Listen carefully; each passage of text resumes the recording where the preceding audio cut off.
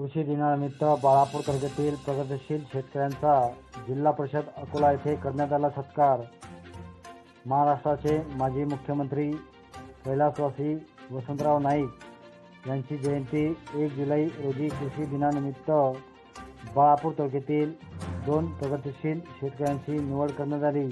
त्या अनुषंगाने त्या प्रगतिशील शेतकऱ्यांचा जिल्हा परिषद अकोला यांच्या वतीने दिनांक 1 जुलै 2025 रोजी सकाळी 11 वाजता संविधान भवन जिल्हा परिषद अकोला येथे सत्कार करण्यात आला। राज्यात दरवर्षी 1 जुलै रोजी महाराष्ट्र दिन म्हणून साजरा केला जातो। या दिनानिमित्ताने 1 जुलै ते 7 जुलै या आठवडाभराच्या काळात कृषी सप्ताह साजरा करण्यात जातो।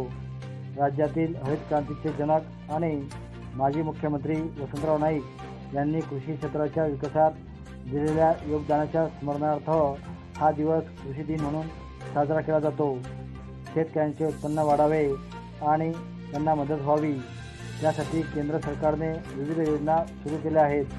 त्या योजनांच्या मदतीने सिंचनापासून ते आर्थिक मदतीपर्यंत सर्व काही दिले जाते।